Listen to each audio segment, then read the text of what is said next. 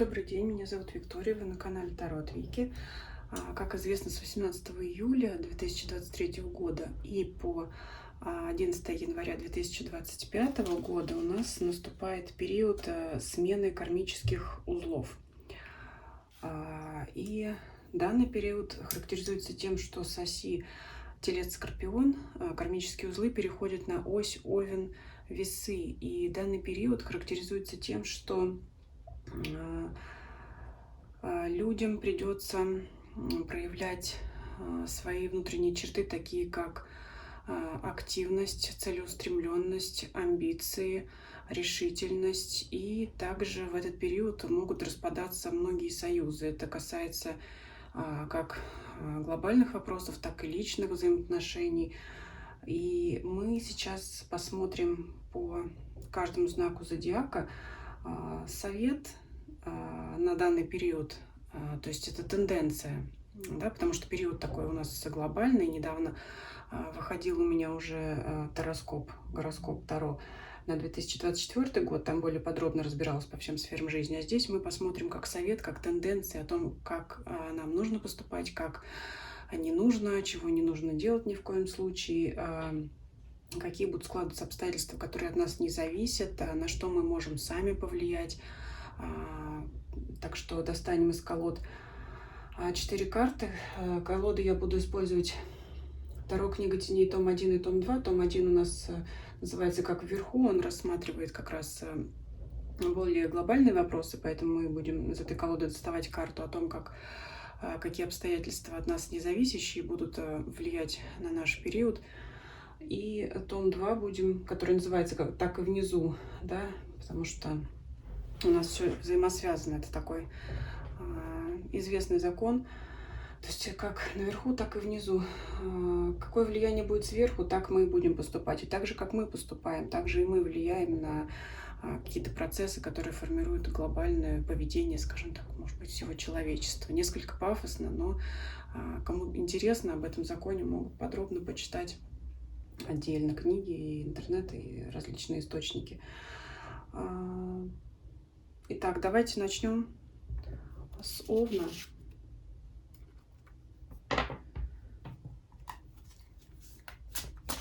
Так, у нас будет одна карта для того, что от вас скрыто, или какие глобальные позиции. То есть это позиция глобальных каких-то обстоятельств, которые будут на вас влиять, над чем вы не властны. Так, далее.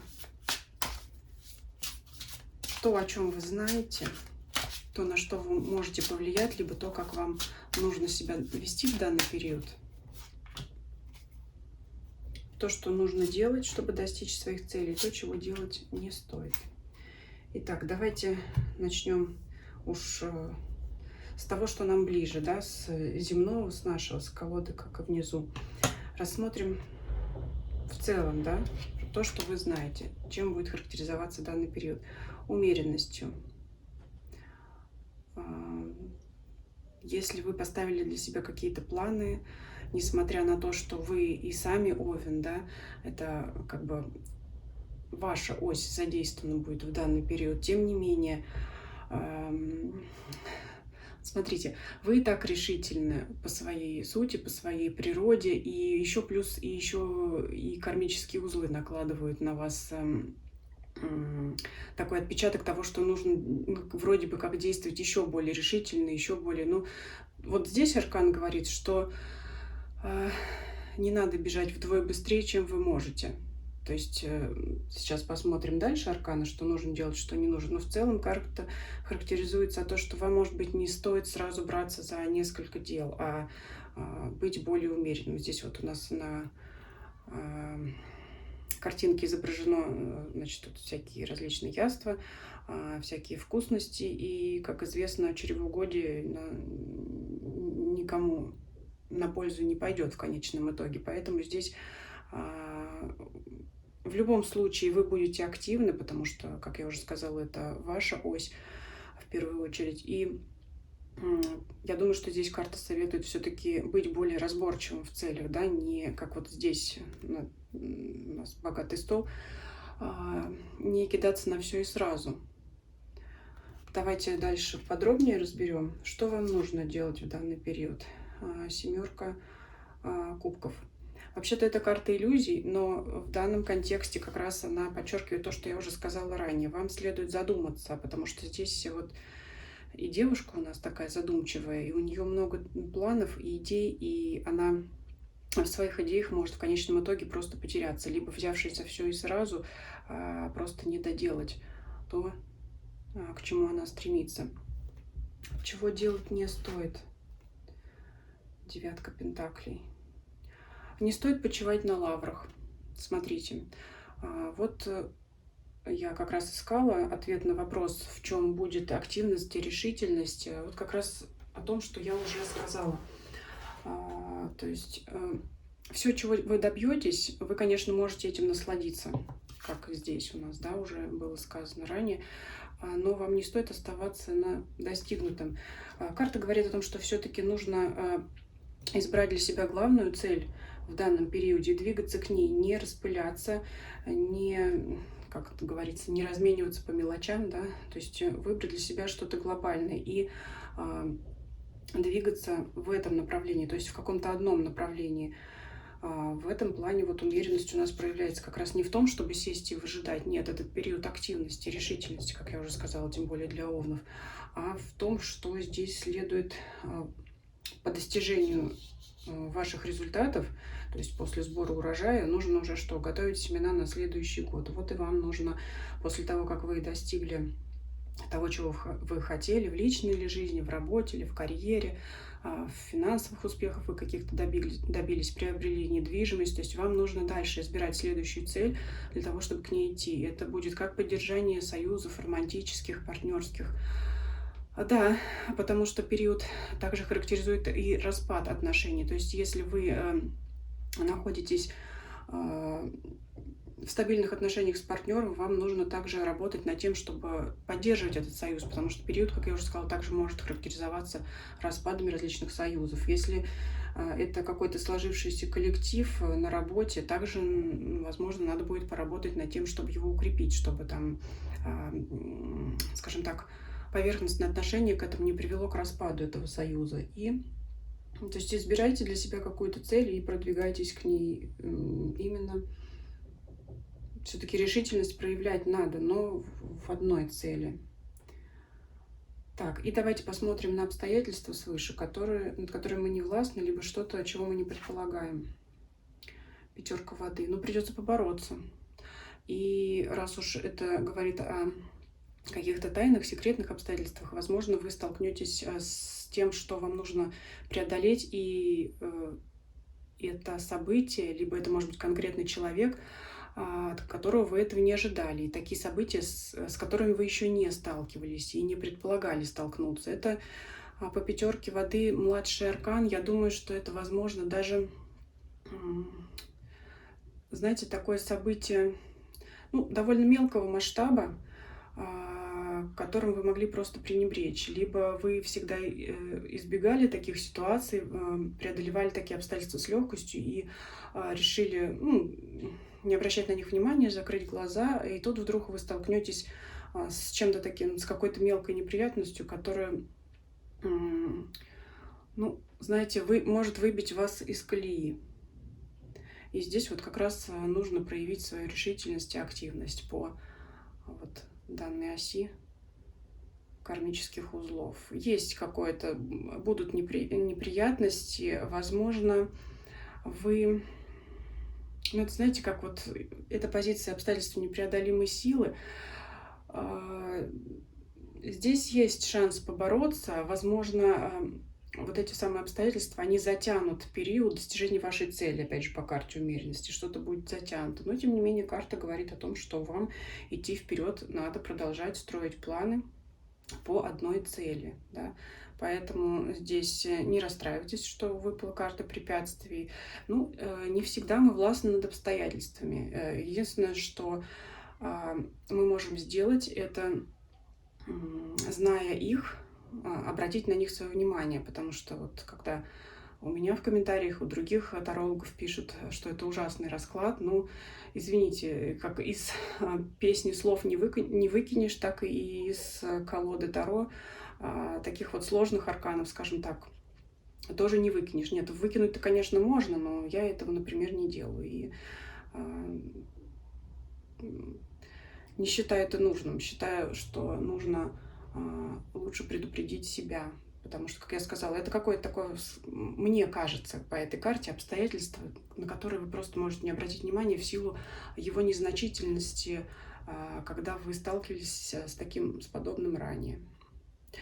Так, для овнов был такой расклад.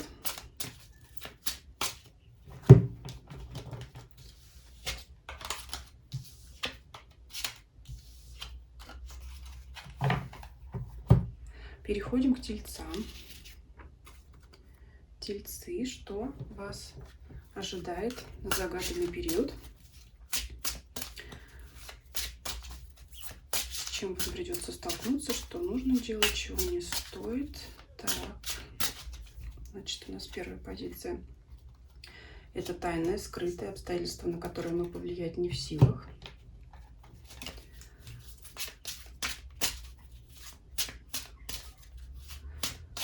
Как вы видите ситуацию, на что вы в силах повлиять, как ваш загаданный вопрос характеризуется в целом, что вам делать нужно и чего делать не нужно для достижения вашей цели. Итак, начнем с середины, характеристики самого вопроса.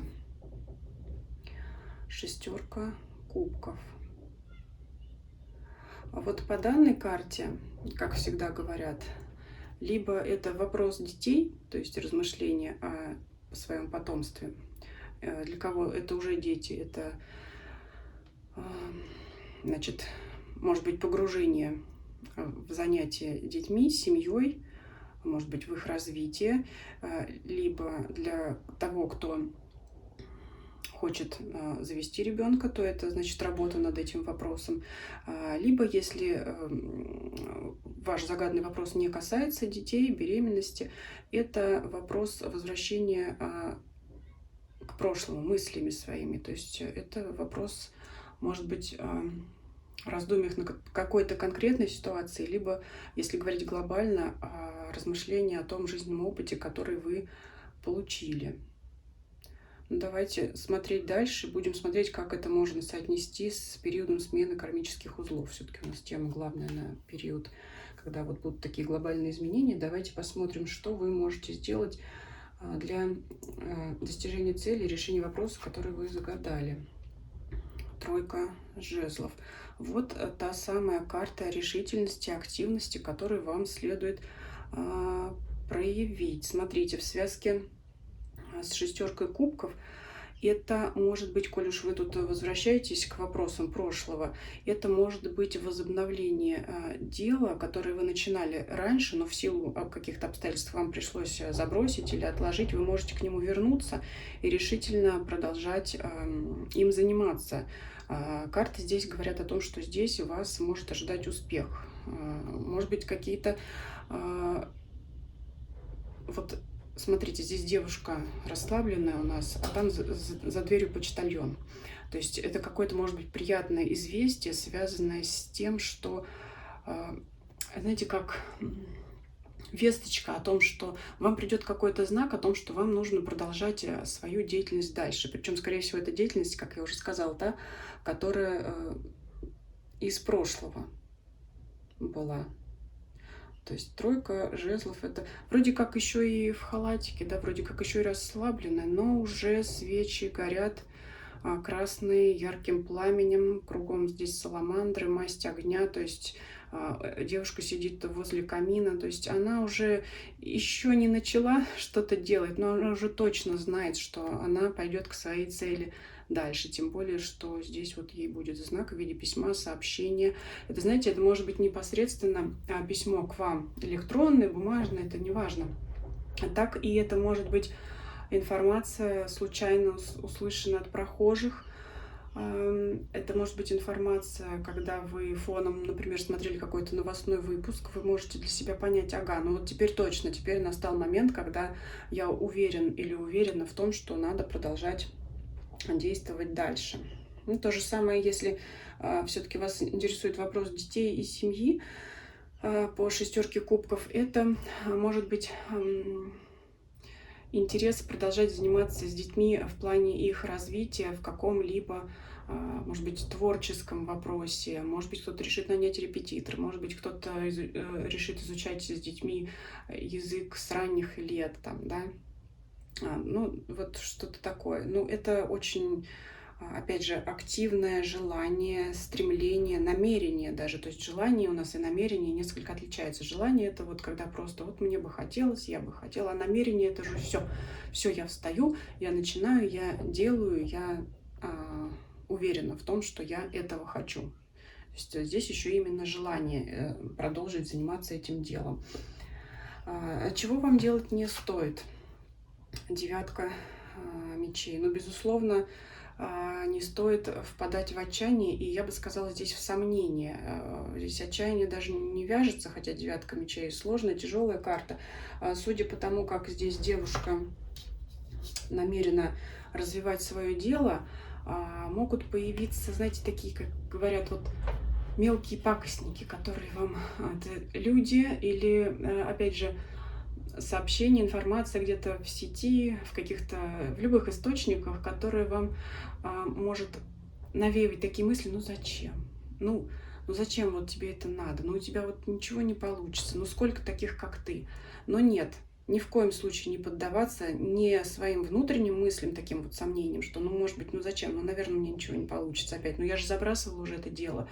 И вот мне что-то не понравилось или что-то случилось такое, что я не смогла этим дальше заниматься, либо кто-то мне сказал, ну, ты вот что ты ерундой занимаешься. Нет, вот не слушайте, не слушайте, закройте уши и не слушайте, идите к своему.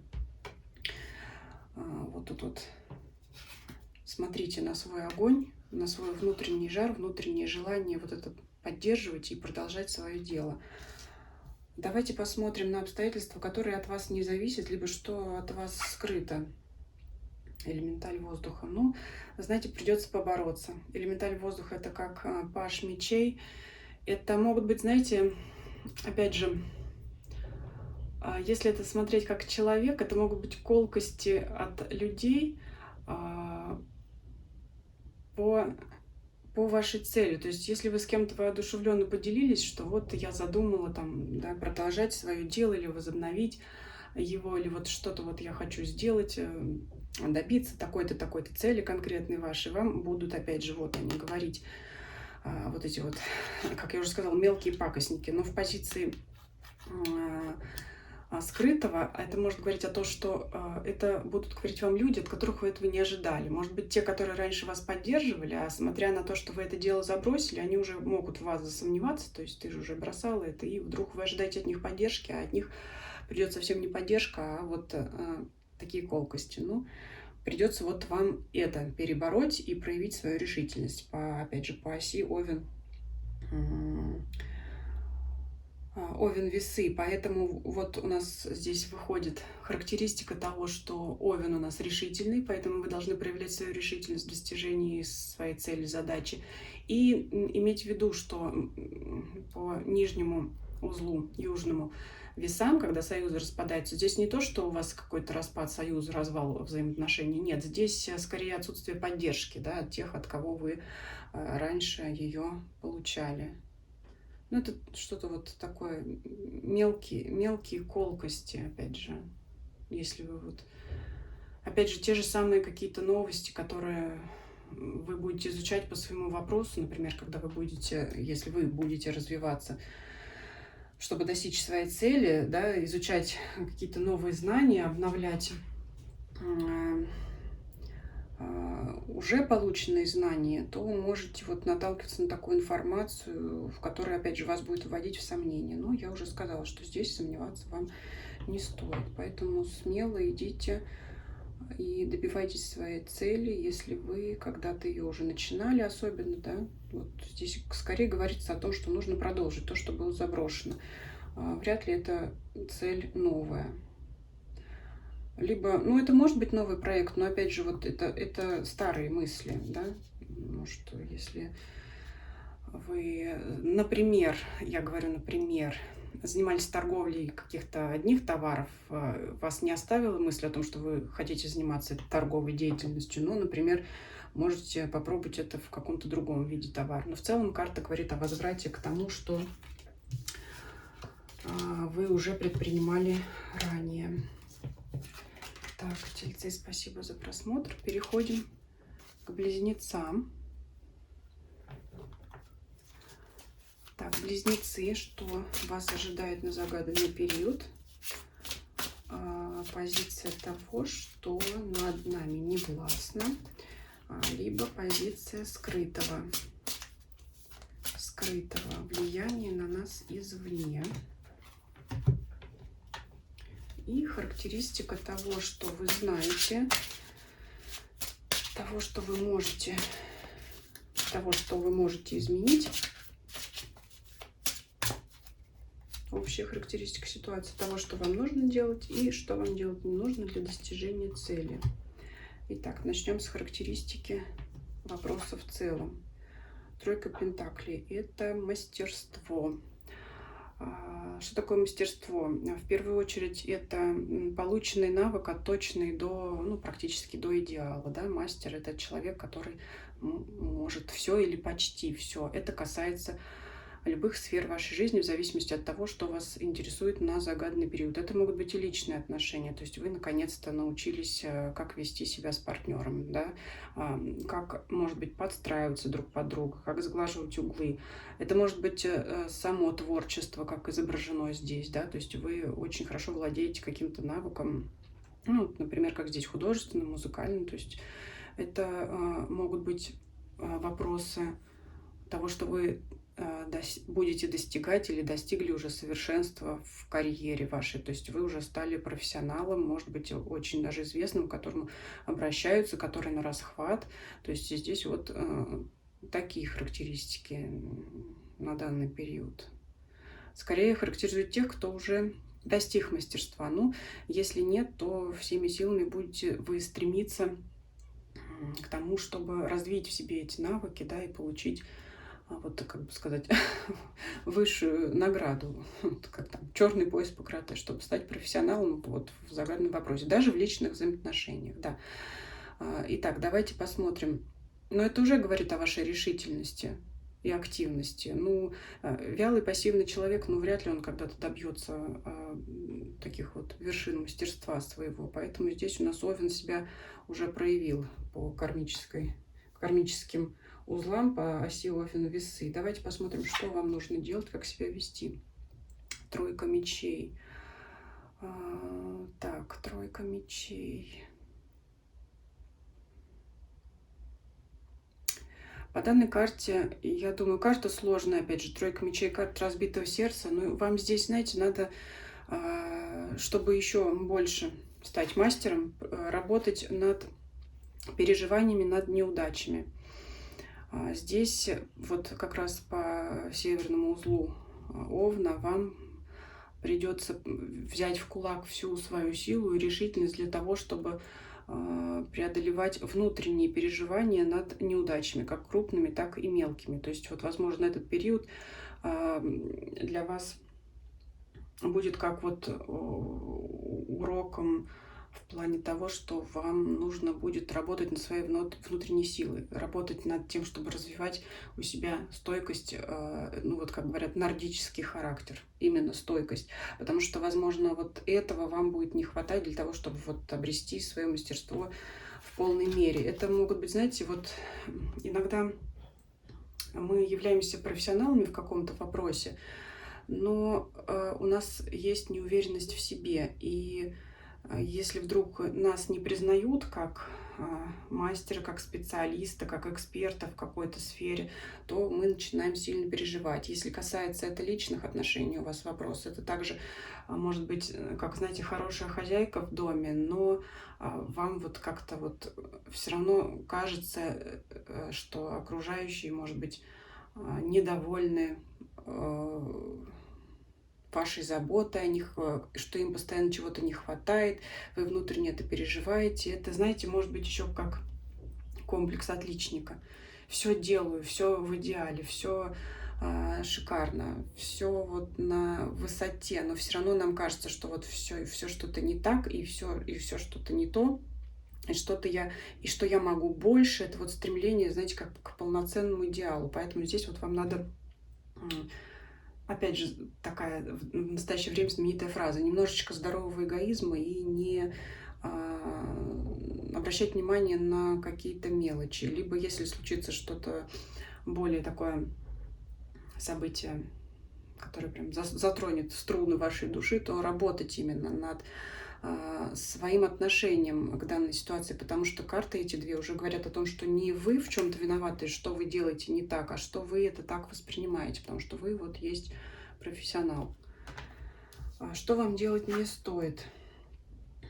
Королева кубков. Но вот опять же, быть очень восприимчивой. Королева кубков — это очень чувствительная девушка, ранимая. Вот она здесь сидит, за голову схватилась, ее здесь вот и как это, фея, назовем, да, так, утешает, по головке гладит, и мужчина рядом ее утешает. То есть вот она хочет быть идеальной, но а так, естественно, не бывает. Мы не можем быть идеальными для всех людей. Поэтому немножко здорового эгоизма, и помните, что вы уже достигли очень и очень многого в своем вопросе. Поэтому идите вперед смело и просто вот боритесь со своими мыслями об вот это вот перфекционизме, да, вот еще вспомнила. Здесь вот будете страдать перфекционизмом. Опять же, вот Овен нам дает решительность. И давайте же посмотрим, что у нас в тайном, в обстоятельствах, которые мы не в силах. Страшный суд. Смотрите, в данной позиции я бы вообще, хоть название такое какое-то грозное, да, страшный суд, но я бы сказала так: суд — это всегда итог, это всегда результат деятельности человека или группы лиц, это как возмездие либо помилование. И в данном случае я бы оценивала эту карту как ваша награда, потому что в суде бывают и победившие, и побежденные, но так как, глядя на вашу решительность, ваше мастерство, вот это ваше желание преуспеть и быть идеальными для других и для себя, для достижения своей цели. То есть вы в итоге, я так вижу, что вы награду свою получите. А вы будете в этом, знаете, может быть, вы будете в этом сомневаться, что вот я недостойна, опять же. Может быть, что-то я делаю не так, не дорабатываю, не доделываю. Вот, может быть, кому-то не нравится то, что я делаю, и вот меня там кто-то не признает. Нет, вы награду свою в итоге получите неожиданную. Здесь, опять же, у нас, если смотреть именно данную колоду, здесь у нас человек, маг в данном случае, обращается к высшим силам. И что делают они? Они его слушают, они к нему прислушиваются, они видят его деятельность, они видят его старания. И, естественно, они его вознаградят. Поэтому цели, главное, вы добьетесь. Главным вашим препятствием в данном периоде станут только ваши вот мысли о перфекционизме, излишнем даже, вот здесь излишнем. Поэтому награда здесь вам обеспечена на данный период. Поэтому спасибо за просмотр. Давайте перейдем дальше. Перейдем к следующему знаку Рак и посмотрим, что ожидает раков на загаданный период. Тайные обстоятельства, то, над чем мы не в силах, то, на что мы не в силах повлиять, то, на что мы можем повлиять, то, что мы знаем, то, что нам известно. Сам вопрос, характеристика вопроса. Что нужно делать в данной ситуации, что не нужно делать в данной ситуации, чтобы достичь своих целей. Смотрим основную характеристику. Шестерка пентаклей. Карта помощи прежде всего. Данная карта характеризует как помощь вам, если вы ее ждете, так и помощь вам другим людям, вашу помощь другим людям. Дальше будем смотреть, здесь пока более ничего подробно сказать не могу. То есть здесь вас будет интересовать данный вопрос. Опять же, если говорить про ось кармических узлов, Овен нам говорит о том, что следует проявлять индивидуализм в достижении наших целей, и весы говорят, в южном узле говорят о том, что союзы будут распадаться. То есть здесь, скорее всего, проблемный вопрос с помощью, потому что индивидуализм — это всегда, когда я один вперед иду. Распад союза — это, естественно, предполагает вопрос об отсутствии помощи. Поэтому вот здесь, скорее всего, остро стоит вопрос о том, что человеку трудно будет продвигаться, вам будет трудно продвигаться в одиночку, либо кому-то из вашего окружения будет трудно продвигаться в одиночку, а вы не сможете, либо не захотите ему помогать. Поэтому здесь вот вопрос именно помощи. Давайте смотреть дальше, раскрывать вопрос. То есть здесь вот именно конфликт по данной оси кармических узлов. Давайте смотреть, что нужно предпринять. Что нужно сделать, маг? Ну, прежде всего, надо иметь в виду, что если вы хотите помощь получить от кого-то, вы должны понимать, что в данный период вы сможете осилить эту дорогу сами. Да, Овен говорит в данный период, что нам именно нужно проявлять свои лучшие качества, свое упорство, единоличие, да, и заниматься каким-то вопросом самим, то есть вы властны сами над своим вопросом. Если вы ожидаете помощи от кого-то, ну, я прямо скажу, не ждите, вы должны делать это сами. Причем мало того, что должны, вы будете иметь все силы и знания для того, чтобы решить ваш вопрос самостоятельно, без привлечения кого-то другого. Если от вас люди ждут помощи, ну, здесь, может быть, следует проявить некоторый эгоизм, заниматься своими делами, потому что маг у нас — это человек, который прежде всего добивается цели для себя. Если говорить, есть у меня расклад «Путь», ну, к сожалению или к счастью, не очень популярный, но просто он раскрывает очень многие арканы. Если говорить о карте мага, это второй аркан после карты Шута. Шут у нас человек несведущий, который идет получать знания. Маг — это человек, который получил знания, но прежде всего эти знания, естественно, на кого он потратит свои умения, свою силу? Ну, естественно, на себя вперед. Вперед он позаботится о себе, а уж потом там по ряду старших арканов уже будет раскрываться его моральные там характеристики, черты характера, когда он будет уже заботиться о других людях. Поэтому здесь карта маг говорит о том, что делайте сами, делайте для себя. В этом и проявится северный узел в знаке Овен для вас. Чего делать не стоит. Так, у нас здесь рыцарь Пентаклей. Ну, знаете, не стоит ожидать быстрого достижения результатов. Рыцарь Пентаклей, вот здесь у нас, смотрите, это огород, грядочки. Здесь вот человек посадил семена, гномы ему помогают. Опять же, помощи не ждите, да, по этой карте. И сами не помогайте, занимайтесь. Опять же, карта говорит, что не ждите, скорее всего, быстрых результатов, потому что урожай у нас — это всегда какой-то цикл. Ну, у нас и так по гаданию мы запрашиваем довольно длительный период, доли года, да, но все-таки мы смотрим основные тенденции. И карта говорит о том, что нет, здесь не ждите быстрых результатов, а уж тем более не ждите помощи. И также, если вы, ну, по крайней мере, знаете, не то чтобы следует там отклонять помощь, но не следует ждать особо, что вам будет кто-то помогать. Занимайтесь своим вопросом сами. Возможно, знаете, еще, чтобы, как сказать, немного приободрить, это такая поговорка: если хочешь что-то сделать хорошо, делай сам. Поэтому для данного расклада, возможно, очень будет актуален вопрос, то, что если вам кто-то будет помогать, то результаты, они вас не порадуют. Поэтому придется делать самому или самой так, как вам этого надо, так, как вы это задумали. Что скрыто? Верховная жрица. Ну, Верховная жрица это сама по себе тайная карта, поэтому здесь, я бы сказала, арканы, они вам пока какую-то информацию не хотят раскрывать. То есть карты говорят о том, что то, что скрыто, вам пока знать не следует. Ну, хорошо это или плохо, покажет время.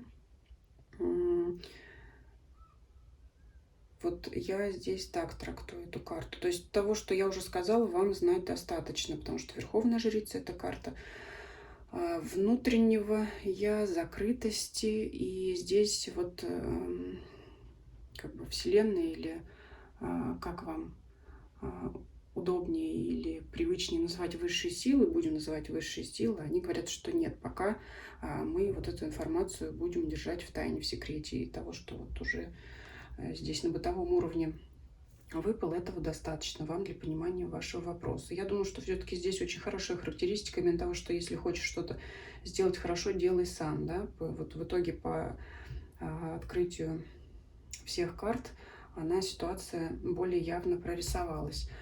Так, раки, спасибо за просмотр.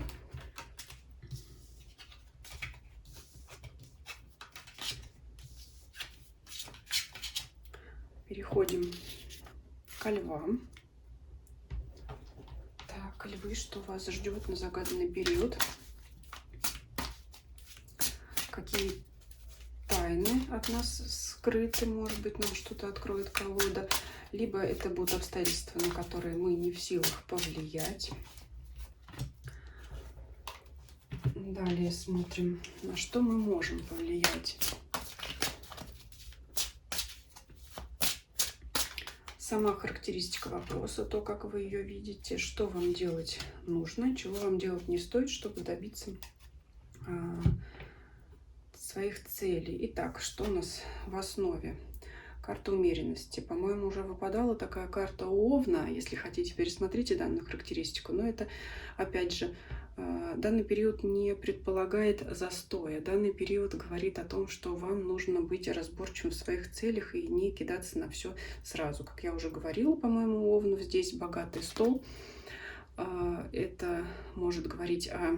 Если прямо трактовать как чревоугодие, которое никому не полезно. Если это рассматривать в различных сферах нашей жизни, это разборчивость. То есть это не кидаться на все и сразу. Это выбрать для себя одну цель и двигаться по направлению к ней. Дальше давайте раскрывать, чего касается эта карта. Потому что, как я уже сказала, ось кармических узлов Овен-Весы не предполагает застоя, она в принципе предполагает решительность активных действий. И по карте умеренность тут ее нужно трактовать не как обождать и сидеть на месте и никуда не двигаться. Нет, здесь скорее идет об умеренности в плане вариативности вашего вопроса, ваших целей. Если у вас их несколько, следует тщательно подойти к выбору вашей цели. Что вам нужно делать? Девятка мечей. Тоже выпадал уже у кого-то данный аркан. Это говорит о том, чтобы вы боролись с вашими сомнениями. С сомнениями в достижении ваших целей. Здесь вот еще интересный момент, только сейчас его заметила, возможно, для вас это будет актуально.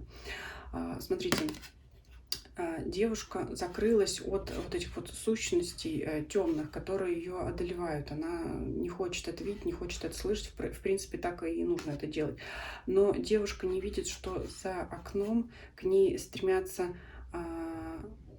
добрые сущности, вот эти феи, да, я думаю, контраст здесь очевиден между насекомыми темным цветом изображенными и голубыми вот этими феями, которые стремятся, кричат ей сквозь закрытое окно о том, что перестань их слушать, открой окно, впусти, скажем так, свежий воздух, свежие мысли, услышь нас, потому что мы тебе говорим, что нужно думать, ну, как бы заряжать себя на положительные мысли, а все, что здесь летает внутри, это внутри, как бы закрытой комнаты, внутри только твоей головы, поэтому нужно обращать внимание на происходящее вокруг, искать положительные моменты, искать положительные знаки. То есть для вас здесь как совет прочь сомнения и, может быть, для кого-то расширять кругозор, для кого-то обращать внимание на советы других людей. и не бояться проявлять именно, опять же, свою решительность, да, черту, присущую Овнам, решительность, активность. То есть, если вы будете сидеть и витать вот здесь вместе с этими летучими мышами, то вы пропустите этот период, когда нужно проявлять свою активность, идти вперед, смотреть вдаль, проявлять решительность. Чего делать не стоит. Ну вот опять, по-моему, предыдущего знака выходила данная карта. Это, возможно, не ждать быстрых результатов, опять же говорю, не ждать помощи, потому что у нас здесь не только один садовник, но и здесь садовые гномы, которые помогают в огороде. Вот тут расставляют надписи, да, названия посаженных растений. Опять же, по оси кармических узлов не ждите помощи от других людей. Вы ее не отвергаете, но также и не ждите от нее. Но здесь очень ярко проявлена вот эта вот ось индивидуальность против коллективизма. Опять же, говорит, что вам придется действовать самим, надеяться исключительно на себя. Опять же, разобраться в своих целях, потому что вот как здесь много всего на столе, много вариантов для вас или много у вас задумок, так и здесь вот витает рой. Вы можете просто потеряться в своих идеях, в своих планах и в итоге этой цели не добиться. Опять же, оно вас будет тормозить. То есть пока вы будете размышлять над тем, что мне делать, идти там первой, второй дорогой или третьей, вы будете терять время к достижению ваших целей. И опять же, тут вот не надеяться ни на кого. Давайте посмотрим, что от вас скрыто, либо обстоятельства, на которые вы не сможете повлиять. Император. Но это действительно сложные обстоятельства извне, тем более, что это старший аркан. Это могут быть какие-то глобальные или политические изменения, какие-то, может быть, затронут вашу деятельность, особенно если это деятельность профессиональная, да, это изменение законодательства, которое может тормозить достижение вашего вопроса. Это может быть, знаете, как ограничение в какой-то сфере, я говорю, например, в какой-то сфере бизнеса, и тогда вам придется думать, чтобы заняться чем-то другим, но размышлять над этим вам придется долго. Лев — знак сильный, поэтому вы здесь совсем справитесь. И имейте в виду, что южный узел в весах не предполагает партнерства, поэтому если вы будете сомневаться, как вам развивать ваше дело, то надейтесь на себя. Вряд ли вам тут есть помощники и советчики. Никто вам не посоветует, какой правильный выбор принять. Опять же, если посоветуют, то в итоге вы можете не добиться того результата, который вы хотели, либо вообще его не добиться. Ну или вообще тоже для вас актуальна такая поговорка, как если хочешь чего-то сделать, сделай это сам. Ну, здесь очень много для вас препятствий в ваших мыслях, в ваших личных сомнениях. Если это касается личных взаимоотношений, ну, то же самое. Для кого-то это определиться с партнером, для кого-то это вообще определиться, а стоит ли вступать в брак с этим партнером, да, то есть, может быть, кто-то размышляет на тему, а вдруг я встречу кого-то лучшего, и может быть, кто-то скажет, я достойна лучшего партнера, да, но если у вас уже возникают такие мысли, следует задуматься над тем, что, значит, вы сомневаетесь в вашем нынешнем партнере. Может быть, имеет смысл действительно проявить свою индивидуальность, решительность для поиска нового партнера. Это как вариант, опять же, я не говорю, что это для всех, но здесь карта говорит, что имеет смысл задуматься. Опять же, не поддавайтесь, для кого-то, да, опять же, не поддаваться мыслям негативным. Может быть, кто-то вам что-то про вашего партнера наговорил, либо вы сами надумали того, чего нет. И тогда вот вам тоже, опять же, следует разобраться. Может быть, все и не так плохо. Может быть, я зря там о партнере подумала что-то не то. Может быть, кто-то там в той или иной степени сомневался в вашем партнере, если говорить о личных отношениях. Но здесь нет, здесь этого делать не стоит. Ну, я говорю, в любом случае император — это какие-то серьезные такие изменения, больше касается прям что-то. Император — это у нас как вот, это руководитель, да, прежде всего, какое-то царство, государство, страны. Это вот очень глобальные изменения, которые на вас могут влиять. Но что это будет, покажет время. Мне больше вот кажется, что какие-либо изменения прямо в законодательстве, либо там касаемо сферы вашей деятельности. Ну, Вот что-то такое. Так, львы, спасибо за просмотр. Мы переходим дальше. Переходим к знаку Дева. Смотрим, что ожидает Дев на загаданный период. Что-то тайное смотрим или обстоятельства, над которыми мы не властны.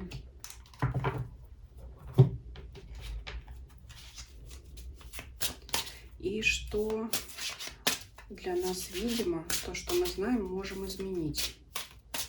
Сама характеристика вопроса, то, как вы ее видите, что вы можете сделать, и то, чего делать не стоит, чтобы добиться вашей цели. Итак, основное. Король Пентаклей. Ну, король Пентаклей, смотрите, прежде всего, это человек, который скорее характеризует вас самих. Если вы мужчина, то непосредственно это вы король Пентаклей. Если вы женщина, это может означать, что вы,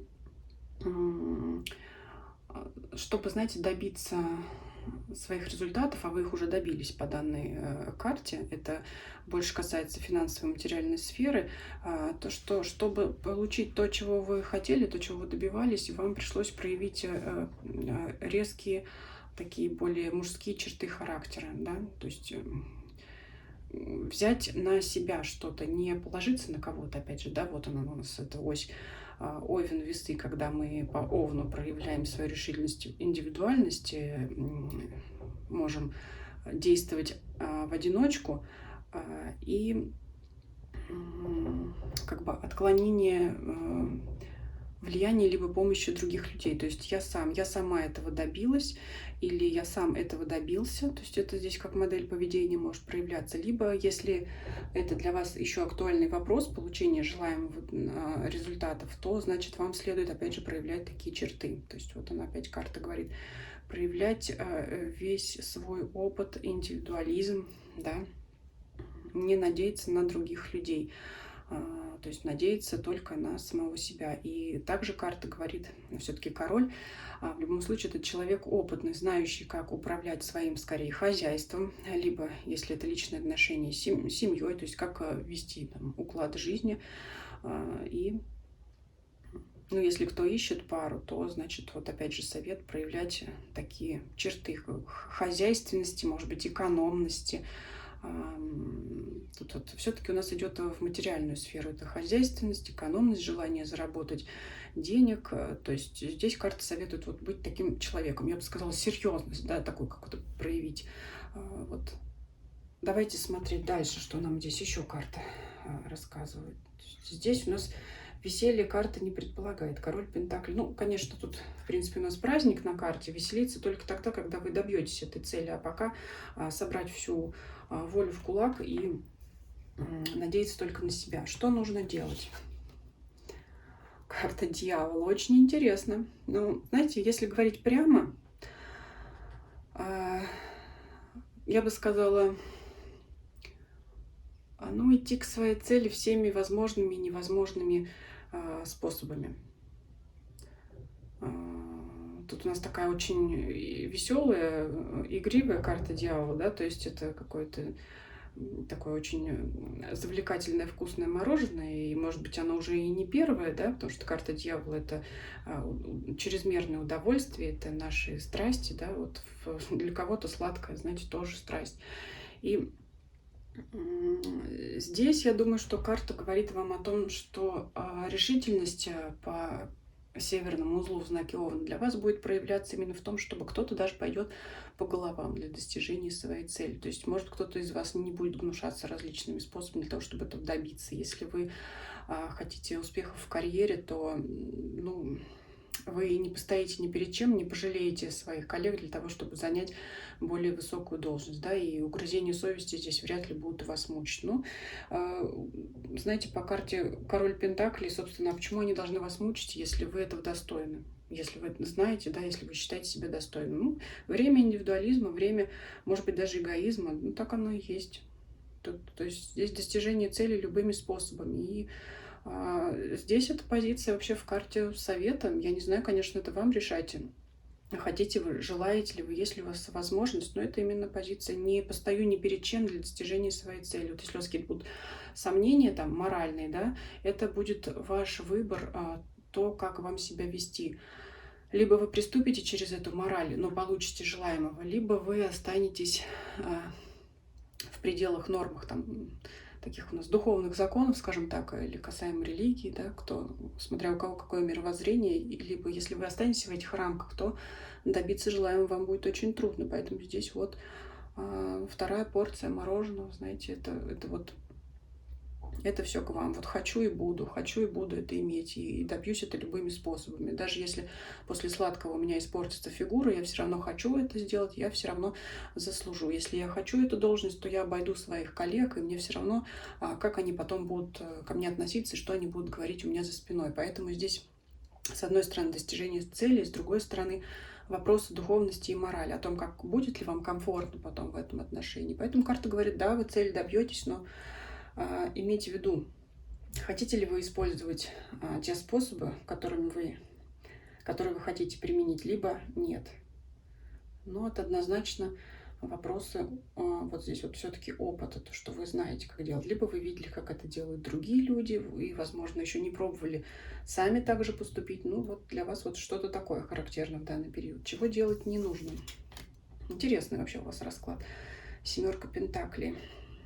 Карта ожидания. Ну, здесь вам прямо карта советует не выжидать у моря погода, а кидаться, действовать того, чего вы хотите. Опять же, уже сказала, выбор за вами. Тут вот у нас даже две, наверное, как-то вафельные трубочки называются правильно, да? То есть сама как бы карта намекает, да или нет, так или иначе. Первый или второй вариант действий, да? Вот даже тут у нас две ложки, две сахарные трубочки. А тут еще даже третья ложка есть. Ну, здесь много, знаете, можно рассказывать, если проводить такие какие-то подсознательные ассоциации, такой ряд, да, у нас ассоциативно. Много можно чего рассказать, но здесь не ждите у моря погоды. Здесь вам, опять же, действовать решительно нужно. Что от вас скрыто, либо на что вы не можете повлиять? Пятерка воздуха. Ну, не просто, конечно, будет. Пятерка воздуха — это пятерка борьбы, но, опять же, выход из нее победителя. Здесь данную карту можно трактовать разными способами. С одной стороны, если вот смотреть именно рисунок, именно данную колоду, да, это у нас что здесь? Гадание по руке, хиромантия. То есть это не прибегать к каким-то другим источникам знания. Что такое рука? Рука, она у нас всегда при себе, да, то есть вот если я гадаю на картах, мне, чтобы погадать, мне нужно взять с собой куда-то колоду, то есть это инструмент. А рука — это то, что у нас всегда при себе, и то, что мы видим сразу, да, вот оно у нас все начертано. Ну, кто в этом разбирается, конечно. Поэтому, опять же, карта подчеркивает ваш опыт. И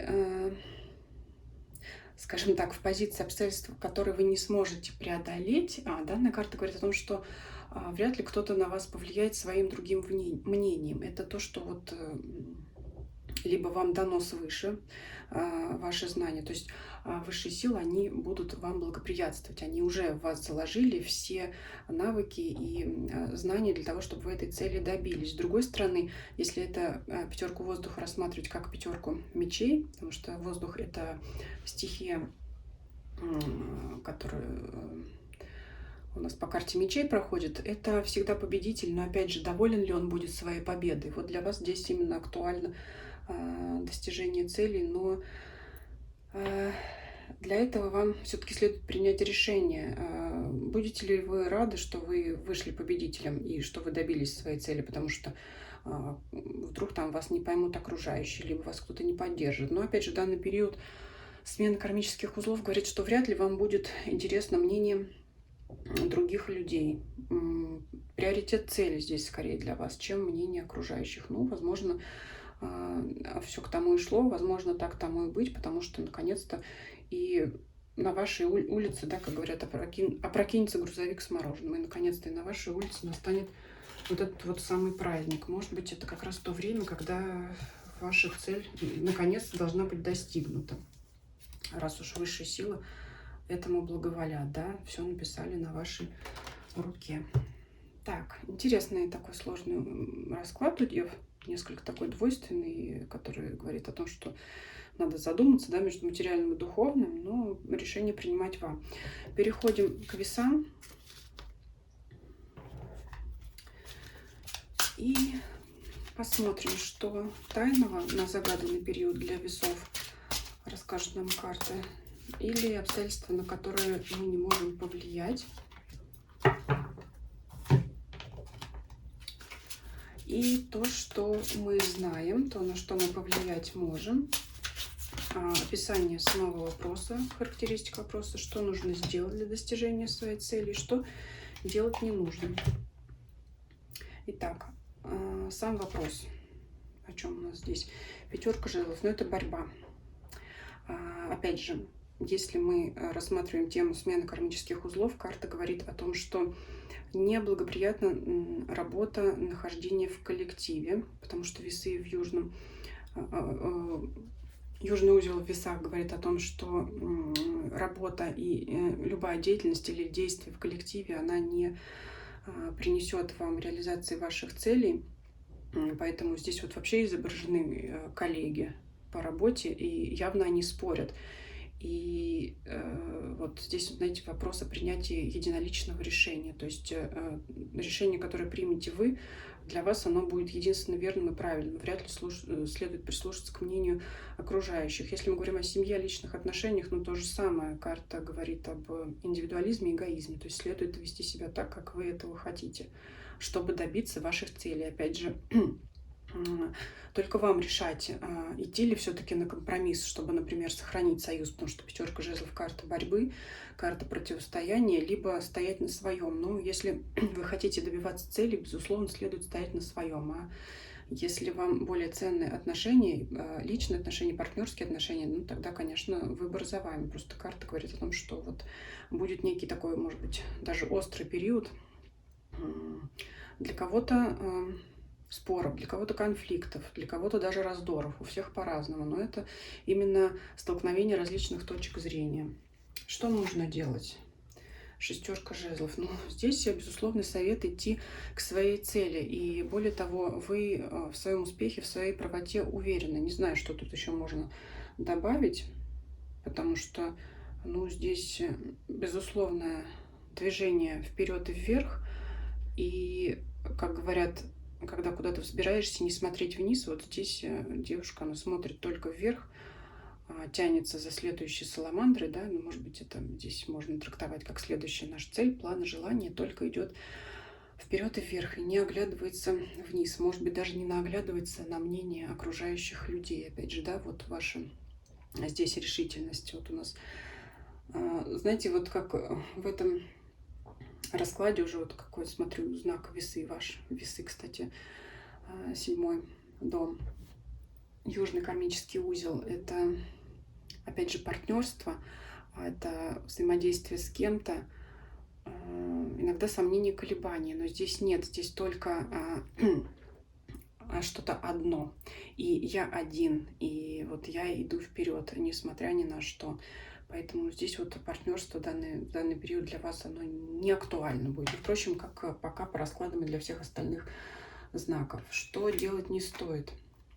Четверка мечей. Расслабляться не стоит, отдыхать не стоит. Ну, по шестерке жезлов тут какое тут расслабление? Это масть огня, это решительные шаги вперед. Да, вот, кстати, если для весов характерно колебание в принятии решений, здесь именно ваша решительность, именно, знаете, энергичность, целеустремленность. То есть не нужно вот здесь вот вам откажитесь от вашего постоянного долгого размышления над тем, как взвесить, да, все варианты, просчитать все ходы. Здесь, знаете, куйте железо пока горячо. Не сидите, не раздумывайте, не ожидайте чего-то. Решительно принимайте действия. Первый или второй вариант. Вот здесь вот нет, скажите нет долгому раздумью. Четверка мечей — это карта отдыха, да, и чего делать не нужно. Не нужно отдыхать, и не нужно вот замедляться. Не нужно раздумывать. Решительность, только решительность здесь вам поможет. Активность, решительность. То есть вам нужно проявлять не свои черты, а здесь, как, знаете, урок для вас вобрать в себя или попробовать поработать именно с чертами противоположного знака зодиака. Вот этого Овна, который ну, не постоит ни перед чем, который идет вперед. Что скрыто или на что мы повлиять не можем? Ну, знаете, вот скрыто, опять же, четверка Земли — это карта стабильности. И в данном случае это не какие-то тайные секреты, а это именно обстоятельства. Скорее всего, обстоятельства, которые будут вас окружать, ну, это не форс-мажор, это те обстоятельства, на которые мы не можем повлиять, это именно вот какая-то стагнация, либо даже застой. То есть здесь вас может жизнь погрузить именно в такие медленные, неспешные обстоятельства. Все будет какое-то вот такое вяло текущее, все процессы будут развиваться очень медленно, а вам нужно будет смотреть выше этого и впереди. Вам нужно будет, опять же, по карте шестерки жезлов двигаться вперед. Вот если все отдыхают, нельзя вам отдыхать. Вам нужно идти вперед, да, пока все спят. Кто успел, тот и съел. Вот для вас будет какая характеристика. Не нужно поддаваться влиянию пассивности какой-то ваших окружающих. Ну, если ваши конкуренты решили немножко там почивать на лаврах, потому что четверка Земли, в принципе, хорошая карта, это карта семьи, союзов, то вам, опять же, не нужно вот этому поддаваться. Опять же, союзы, да, не следует, вот, наверное, вливаться в какие-то коллективы, потому что они вас могут тормозить. Вот так я бы вам сказала. Хотя вам будут предлагать, может быть, для вас это будет как, ну, такая замануха, что, ой, давай к нам, а вы вдруг уже решили заняться своим делом. Нет, продолжайте заниматься своим, потому что здесь будет очень вялотекущий процесс, и даже если он будет успешный, скорее всего, да, он может быть успешным, четверка Земли, это уже полученные результаты, но это будет долго. Долго очень, а вам надо быстро, вам надо сейчас, да, сказал, ковать железо, пока горячо. Так, весы, спасибо за просмотр.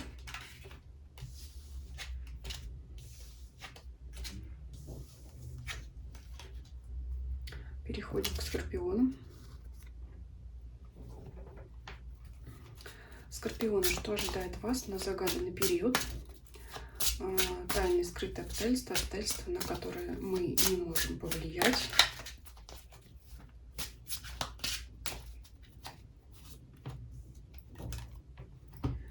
И обстоятельства нам известные, на которые мы повлиять можем.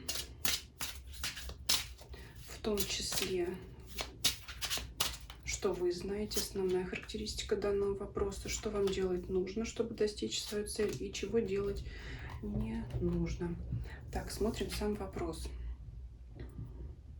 Семерка мечей — это ваши сомнения. Семерка мечей — это карта обмана. Это может быть как, знаете, ваши сомнения в окружающих, да, мы подходим к нашей оси весы, то есть Овен весы, да, смене кармических узлов. И здесь на данном этапе данная ось может проявиться как сомнение в окружающих в плане того, что, опять же, я не доверяю кому-то, я перепроверю информацию, я сделаю это сам. Я, да, это черты, присущие знаку Овен. Я сам, я сделаю это раньше, чем вы, потому что пока вы там будете где-то что-то, я уже вперед сделаю все сам. И обойду вас, да, то есть это может быть как вы подозреваете кого-то в обмане, не доверяете, перепроверяете. Также и вы, знаете, как, ну, не то что в позиции обмана, ну, кто-то, может быть, и хитростью, да, скажет, я вперед вот изучу эту информацию, и пока вы там будете, я тут уже обойду. Это желание обойти других, может быть, даже обмануть, может и так проиграться. Поэтому здесь вот недоверие, опять же, уже по первой карте вы сами знаете, что вы должны это делать сами и не доверять никому. Это, опять же, у нас подчеркивает позицию индивидуальности, решительности, энергичности Овна и недоверие к другим, то есть это отметает любые союзы, коллективы, ну, как доверие к другим людям, либо к работе в команде. То есть здесь вы вот уже карта, опять же, говорит, что вы сами за себя. Ну, в принципе, Скорпион, то очень, знаете, такая похожая характеристика на Скорпиона. То есть вот хитринка здесь есть в этой карте. Я сам, да, вам не доверяю. Либо я сделаю что-то так, что вы там пока плететесь, ну, я тут уже преуспею, буду обладать большими знаниями и ставлю там вас всех в хвосте позади. Что нужно делать? Повозка. Нестись решительно вперед. Ну, тут просто, я не знаю, есть ли что-то добавить или нет. Опять же, вы смотрите свою ситуацию, у кого-то это карьера, у кого-то это личные отношения. Это обойти своих соперников в личных отношениях, да. То есть узнать про партнера какую-то такую информацию и, может быть, оставить кого-то за бортом, скажем так, позади, если этот союз вас не удовлетворял, если вы подозревали там партнера, например, в изменах, не исключено, что вы это перепроверите и узнаете всю правду о нем. И, так сказать, забросив этот союз, будете решительно двигаться вперед. Более того, вам карта советует это сделать. Ну, либо удостовериться все-таки в верности партнера и решительно развивать эти отношения. То же касается и рабочих коллективов, развитие по карьере. То же самое. Смотрите по своей ситуации. Но это действительно активные продвижения. Ну, то, что вы знаете, как действовать, я уже даже и говорить не буду. Что тут еще можно добавить, если вот человек сам добывает знания для себя, те, какие ему необходимы, ту информацию, и, соответственно, пользуется ей и движется вперед. Опять же, смотрите, здесь у нас на карте в данной колоде у нас человек не один все-таки, да, но рулевой вы. А уж дальше там, кто прицепился к вам хвостиком, локомотивом, кто за вами ездит, ну, в принципе, можете и потянуть коллектив за собой, но мало вас будет это волновать, это скорее будет стечение обстоятельств. Кто-то может, скажем так, присесть к вам на хвост и поймать удачу, но вам некогда будет заниматься тем, чтобы, знаете, сказать так: ну-ка в сторонку, подождите, я сам без вас тут справлюсь. Ну, как бы едут они, едут. То есть вы настолько будете решительно нестись вперед, что если кто-то словит эту удачу за вами, этот шлейф, да, вот этот вот звездный хвост кометы, тот молодец. Ну, а если нет, то вряд ли вам следует кого-то за собой тянуть, да, просто это уже как сложится. Просто вот кому-то рядом с вами может повезти, но вряд ли вас это будет интересовать. Что делать не нужно? Король Пентаклей. Смотрите, сразу это человек, скорее всего, мужского пола, либо характерного поведения. То есть это человек хозяйственный, экономный, может быть, прижимистый, человек опытный, возраст средний, либо старше среднего, либо если это человек молодой, то у него мировоззрение довольно-таки зрелого человека. Но смотрите, кто-то в вашем окружении, и, скорее всего, не следует доверять именно этому человеку. Ну, если, опять же, вы смотрите на пару, ну, может быть, даже совет перепроверить о том, как он себя с вами ведет. Если это коллега, ну, может быть, надо присмотреться к кому-то из коллег. Либо, если это друг, это может оказаться мнимый друг. Поэтому, действительно, здесь вот, возможно, кому-то следует перепроверить информацию и другим взглядом посмотреть на конкретного человека, который вот может вам мешать, вставлять палки в колеса и такое прочее. Здесь, скорее всего, именно конкретный человек. Скорее всего, как я уже сказала, мужского пола. Поэтому, если вы уже кого-то хотите перепроверить, перепроверьте его. Карта здесь, кстати, не предполагает открытого решения вопроса, разрешения. Скорее всего, если вы напрямую спросите у человека о том, что вы как-то недопонимаете ему по какому вопросу, скорее всего, вы правда не узнаете. Скорее всего, вам потребуется действовать тайно от этого человека, узнать, может быть, что-то у него за спиной, либо как-то вот, да. Ну, смотрите, вам виднее. Могу еще много рассказать, но впрямую говорить не хочется. Так. Вы сами знаете, как вам эту информацию перепроверить. Что скрыто, либо на что повлиять не можете. Четверка Земли.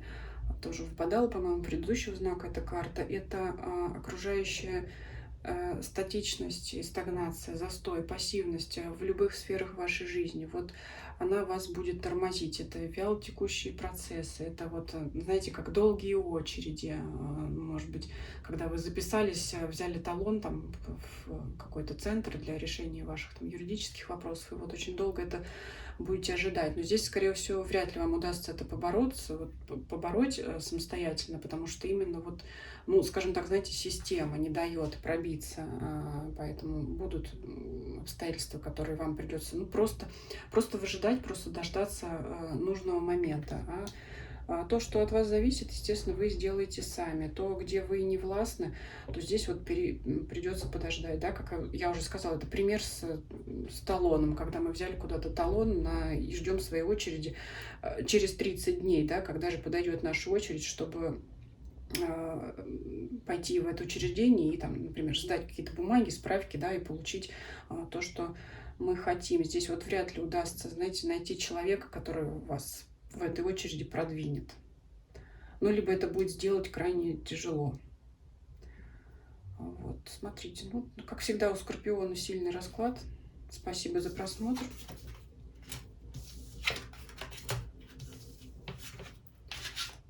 Так, переходим к следующему знаку зодиака. Это у нас Стрелец. Давайте посмотрим Стрельцов.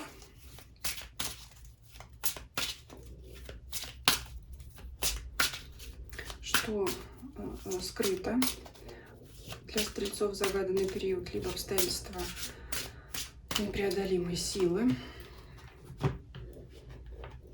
что явно для вас в этот период, а именно сам вопрос, что вы об этом знаете, что вам делать нужно и чего вам делать не нужно, чтобы добиться вашей цели.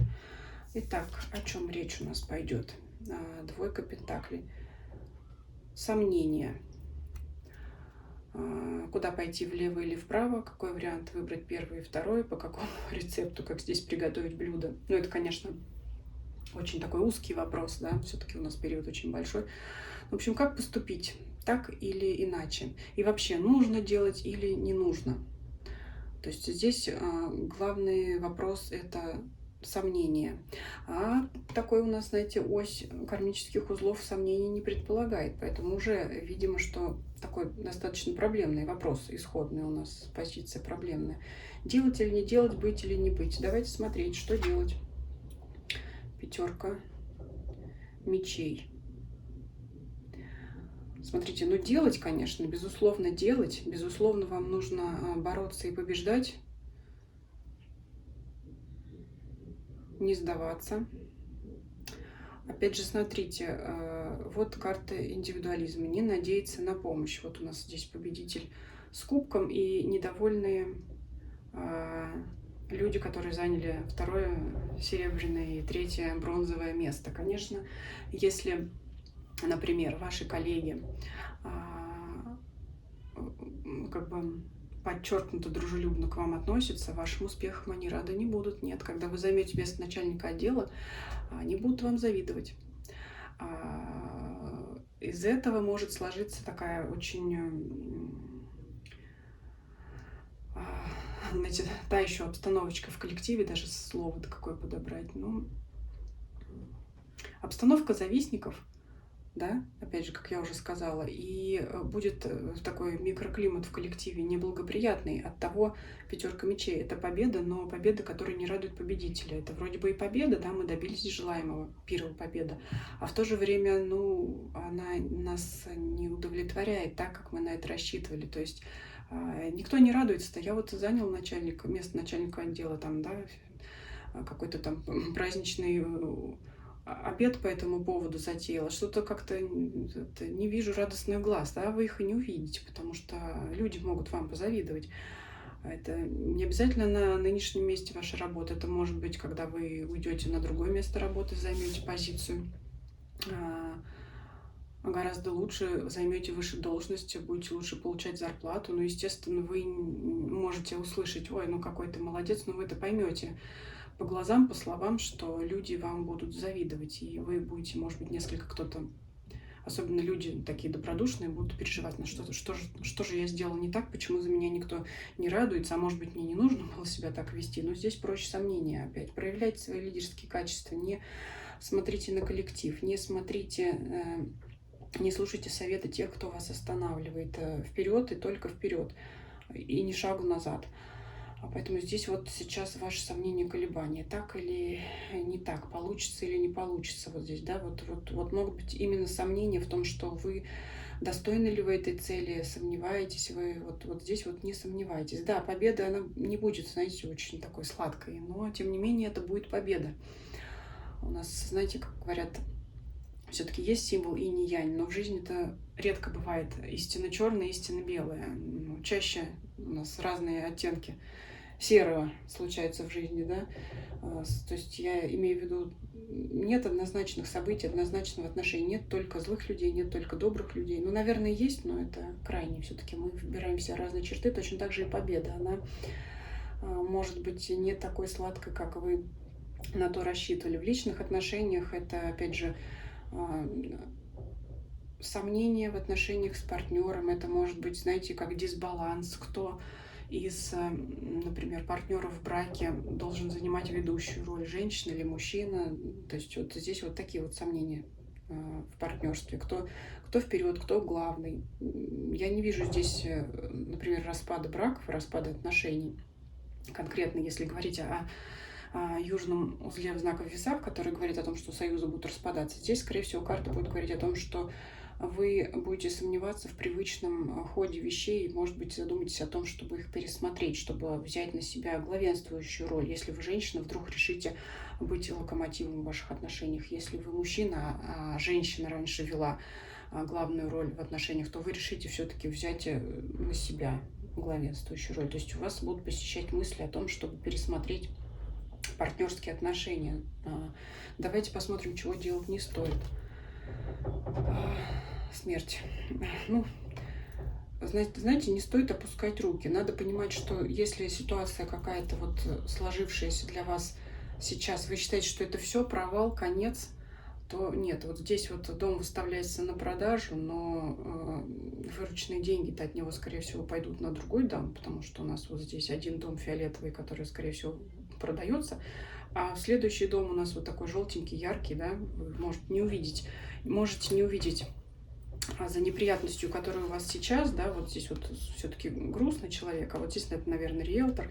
Грустно расставаться со старым домом, с чем-то, с привычным ходом вещей, но вот здесь человек уже распаковывает, наоборот, вещи, он приезжает в новый дом, въезжает. Вот я здесь так вижу эту картину, конечно, ее каждый увидит по-своему, но я вижу это так, за чем-то привычным, с чем трудно расстаться, хочется или не хочется, всегда наступит новое, да, как уже, скажем так, мозоль на языке, что смерть — это прежде всего карта трансформации, потому что, ну, тарологи окончания, да, не смотрят прямо.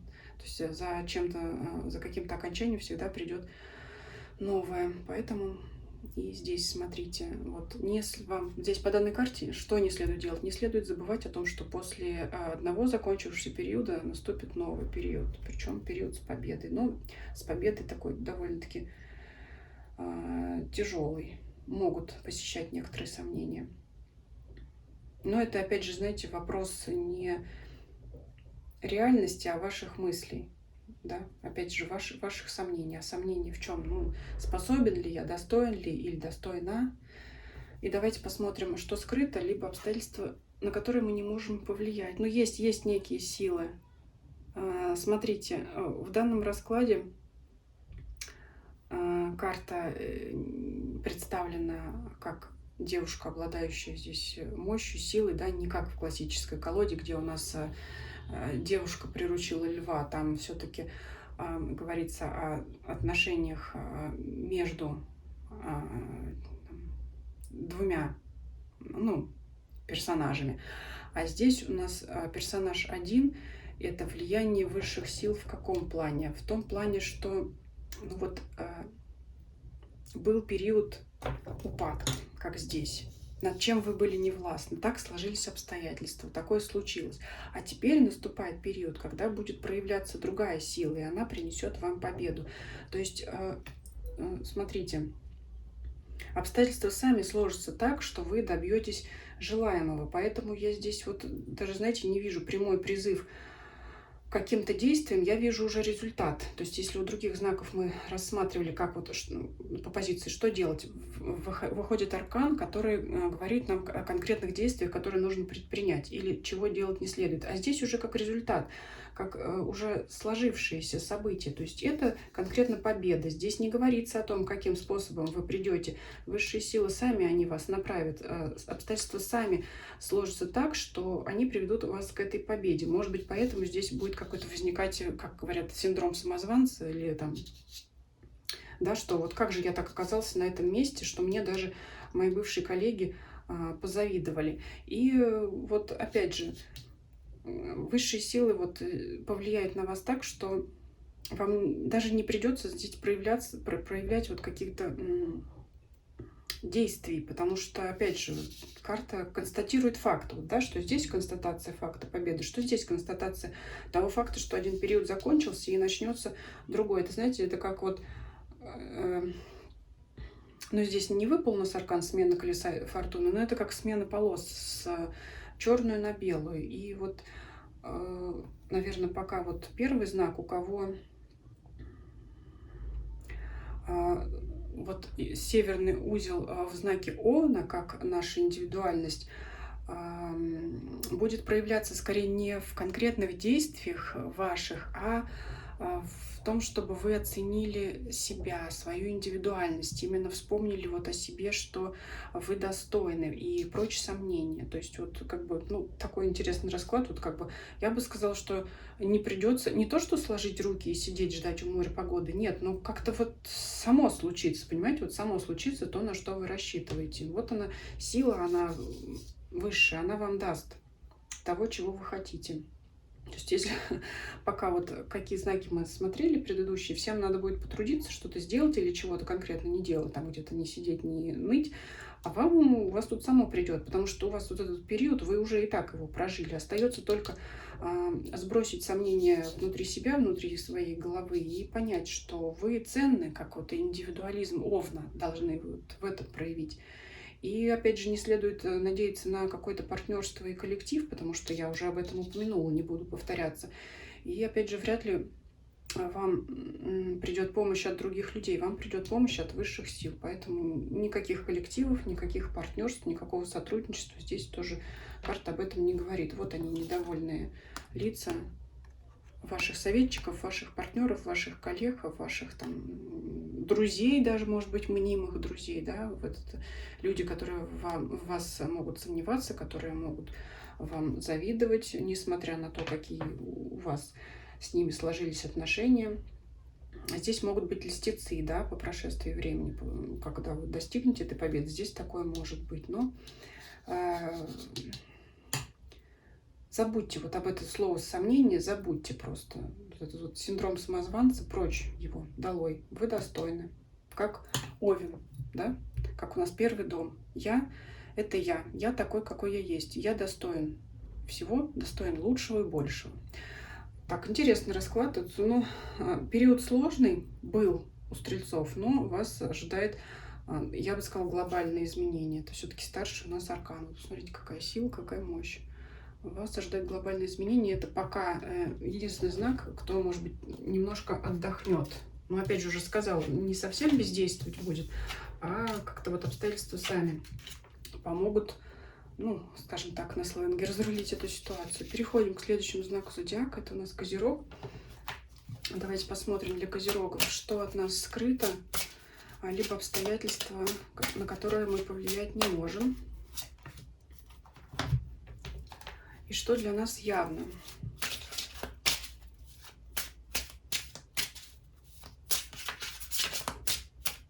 На данный загаданный период. Сам вопрос, то, как вы его видите, что вам делать нужно, чего делать не нужно. Итак, смотрим сам вопрос. Рыцарь Пентаклей. Это ожидание результатов. Тоже выпадала, по-моему, дважды эта карта у других знаков зодиака. Это прежде всего ожидание результатов после работы, которую вы проделали. Это может быть и работа, как ваша карьера, и личные отношения. И опять же, это ожидание помощи от кого-то. Уже говорила, что вот здесь два гнома, которые помогают садовнику, огороднику в его трудах, но это ваше ожидание помощи. Ну, кармические узлы Овен, Весы говорят о том, что следует надеяться на себя, помощи ждать не следует. Если вот вы ожидаете работы в коллективе и от этого достижения результатов, ну, скорее всего, в лучшем случае вы будете локомотивом в коллективе, а в худшем вам значит, помощи не принесут коллеги или ваши окружающие люди, в зависимости от вашего вопроса. Опять же, вот здесь ну, размышления над совместной деятельностью. Кто-то, знаете, как помощники в вашем вопросе, но нет. Кармические узлы, они не предполагают действий в коллективе, по крайней мере, серьезной какой-то значимой лепты в вашу деятельность окружающие люди не внесут. Поэтому, если вы ждете от них, то не ждите. Опять же, занимайтесь самим, либо будьте руководителем, локомотивом, предводителем и все прочее такое. Так, что вам нужно делать? Паж мечей. Трезво оценивайте ситуацию, трезво оценивайте обстановку, трезво оценивайте людей вокруг себя. Не надо одевать на себя розовые очки. Если вы уже знаете за человеком какие-то негативные черты характера, либо что-то он уже делал, то не надейтесь на то, что он в другой раз поступит по-другому. Если уже вы наталкивались на какую-то острую проблемную ситуацию, то не ждите, что вы выйдете из нее легко. В этот раз точно так же придется потрудиться. И, естественно, опять как северный узел в знаке Овна, следует проявить решительность, индивидуальность и действовать единолично в данном вопросе.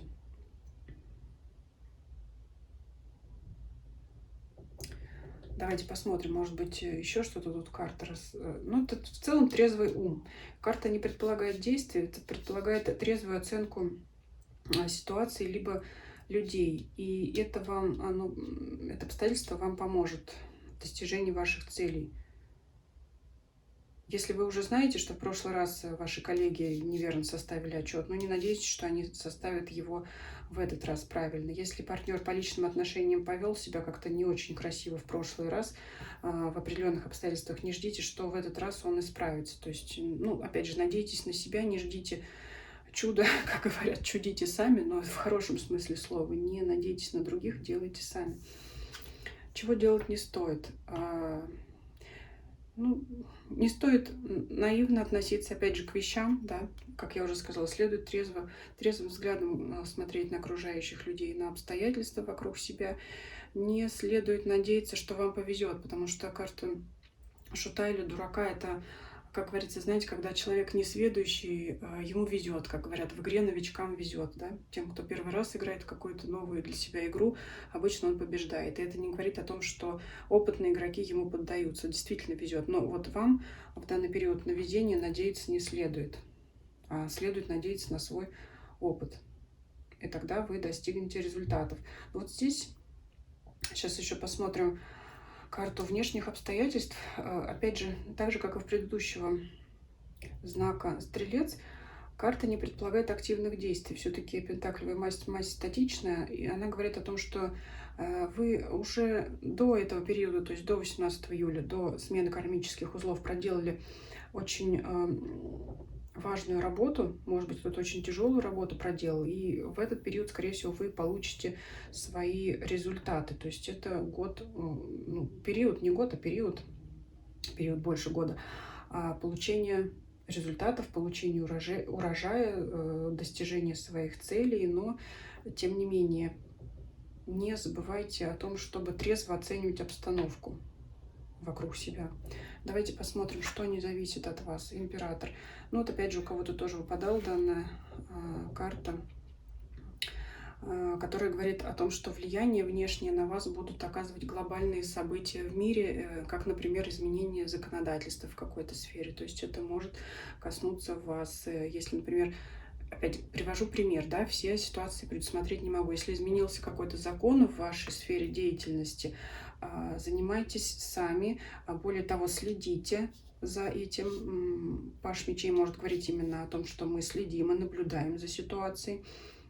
В личных отношениях эта карта часто показывает, когда кто-то следит за нашей страничкой в соцсетях, но сам человек не объявляется. То есть это наблюдение, как вот здесь даже у нас фотография есть, да, то есть это что-то, на что мы смотрим, какой-то образ, за к какому мы часто обращаемся.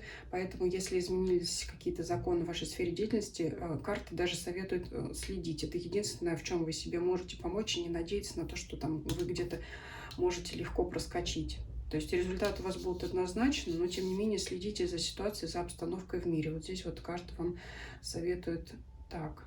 Но если личные отношения, это может быть влияние вашего партнера, на которое вы не сможете оказать своего влияния. Потому что, опять же, весы в южном узле – это некоторый такой дисбаланс в союзах и в партнерских отношениях. То есть ваш партнер, скорее всего, будет очень тверд, например, в отстаивании своей точки зрения в какой-то. Вот мы, например, в этот раз мы идем туда, потому что я так сказал или сказала, и я так хочу, независимо от того, мужчина, партнер или женщина, это проявление таких твердых черт характера.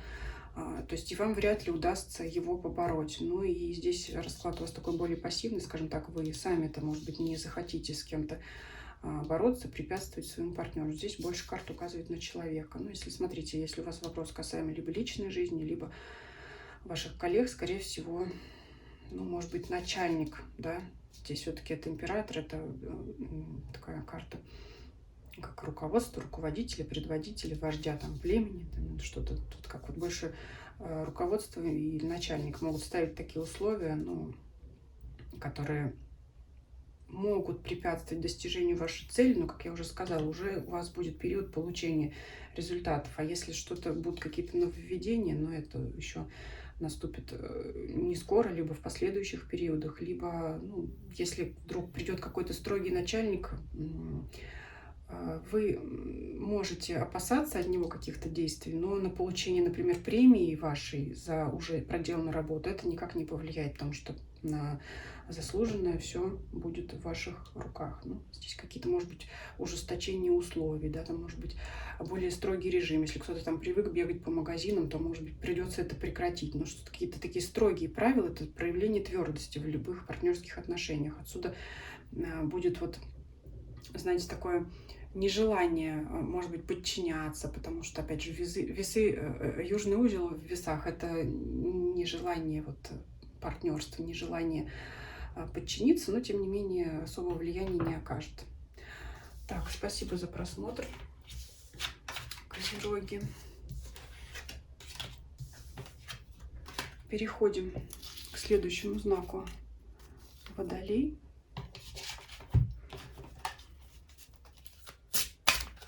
Что от вас скрыто?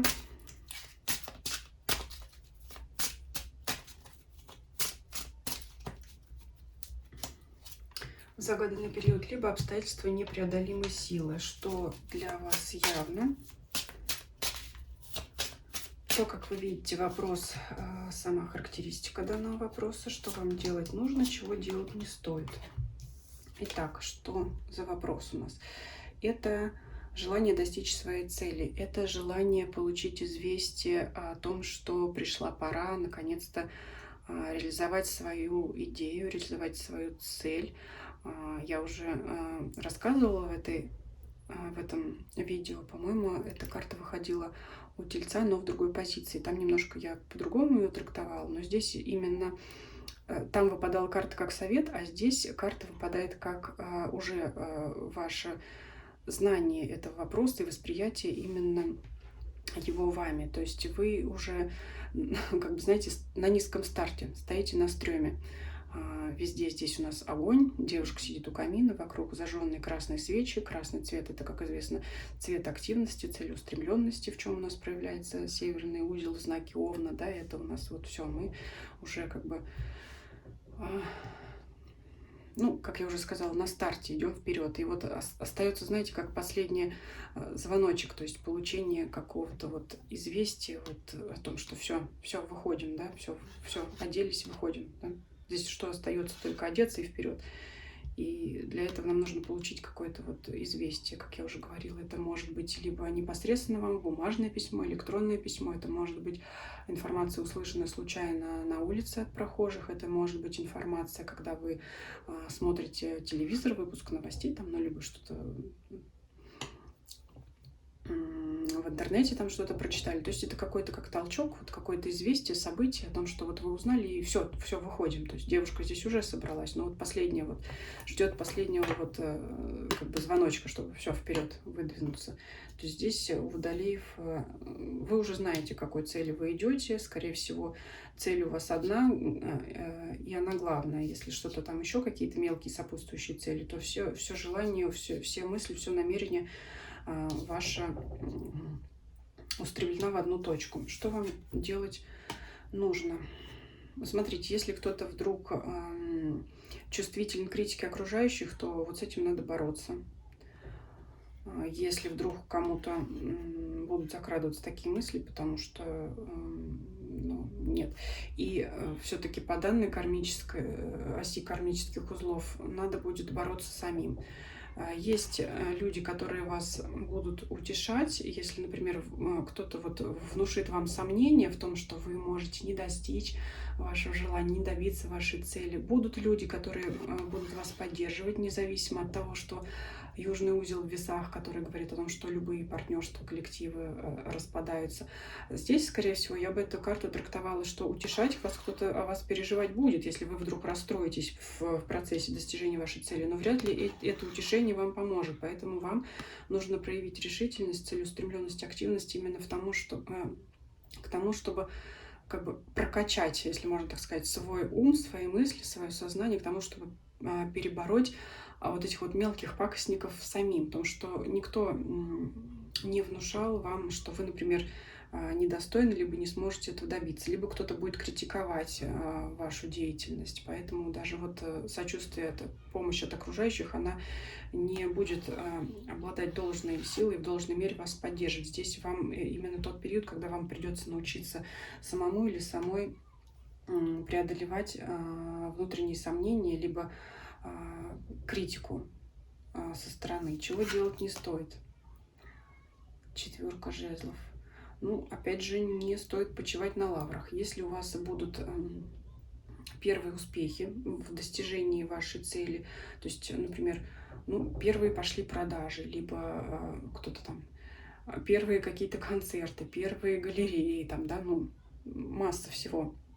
Либо первые достижения в взаимоотношениях ваших личных с партнеров, я имею в виду романтические отношения, то есть первый совместный праздник, первый совместный пикник, оно следует и дальше развивать вашу цель. Если это карьера, то не останавливаться там на первой похвале начальника, грубо говоря, да, потому что цель-то у вас выше, или повышение зарплаты, или продвижение дальше по карьерной лестнице. Если это личные романтические взаимоотношения, ну, не следует оставаться на уровне знакомства с родителями, да, потому что вы захотите дальше строить свою личную жизнь и дальше развивать ваш союз, чтобы, например, вступить в брак.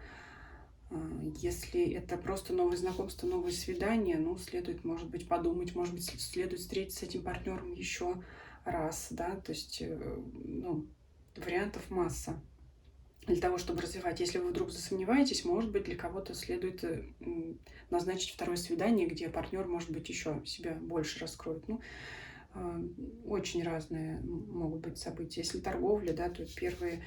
Не радуйтесь первым успехам, первым продажам, потому что, опять же, как говорят, новичкам везет, и, может быть, дальше придется еще поработать. И первые продажи, которые вы будете думать, ой, ну раз я столько сейчас заработал, то дальше пойдет еще больше. А если оно не пойдет, вот будете расстраиваться. И не следует вот почивать на лаврах. Следует дальше работать над тем, чтобы узнать, как эти продажи повысить. В общем, следует развиваться. Вот то, что здесь на картине собран урожай, и люди в общем-то, успокоились и празднуют. Но такая позиция говорит о том, что чего делать не стоит. Вот не стоит вот собрать урожай и сидеть отдыхать. То есть отдыхать здесь вам не придется. Вот больше всего работать над своими мыслями. Но опять же, все-таки действовать в одиночку, потому что даже если окружающие люди, здесь вот есть окружающие люди, нас захотят вам помочь, поддержать, вы знаете, вы как-то не будете воспринимать их помощь. Она либо их слова, их поступки пройдут мимо вас, но как-то они не поддержат вас в должной мере, хотя люди здесь очень будут к вам настроены-то положительно. То есть если в каких-то раскладах там прямо явно были завистники или обман окружающих людей, там были советы присмотреться к окружающим, здесь нет. Здесь люди к вам положительно, благожелательно настроены, но оно для вас как-то помощью не является. То ли вы не оцените их, то ли посчитаете незначительным и, соответственно, придете сами к тому, что надо будет развивать силу своего характера, преодолевая трудности прежде всего в своей голове самим. Что скрыто или на что мы повлиять не сможем? Маг. Что скрыто от вас? Ну, прежде всего, это возможности. Я бы сказала, здесь ваши... Вы сами не осознаете, какие возможности у вас есть и какие возможности вам дарованы от высших сил. Если вы в себе сейчас этого не чувствуете, то почувствуете в загаданный период. То есть вам будут даны, как говорится, все карты в руки. Это здесь все предметы всех стихий. Это и огонь у нас жезлы, это деятельность, активность, и пентакли, это ресурсы материальные, да. Ну, кстати, время в том числе, хоть оно его потрогать нельзя, но я бы сказала, что это тоже такое, что нам требуется. И кубки, достаточная эмоциональность, ну, тоже как бы, когда результат вы получите, то это же все равно проявление эмоций. И мечи — это холодный разум, когда требуется. В общем, все задатки, все, что нужно для достижения ваших целей, вам высшие силы даруют в загаданный период, даже если вы сейчас этого не осознаете. Пока я вижу это ваше твердое желание, намерение заняться вашим вопросом, вашей целью. Но вот на пути к достижению желаемого уже сказала, что вам потребуется преодолевать вашу мнительность, наверное, самим бороться с ней и не почивать на лаврах. Опять же, знать, да, что у вас будут не то что возможности, у вас или какие-то шансы, да, там какие-то призрачные, у вас будут именно силы, дарованные свыше, добиться вашей цели. Это здесь именно... То знаете, как все-таки позиция обстоятельств непреодолимой силы, но здесь вот если что-то вот случится, как это сказать, какой-то затык, да, не останетесь вы сидеть на месте. Обстоятельства заставят вас все равно проявить все ваши возможности и всю вашу силу на то, чтобы все равно развиваться и добиваться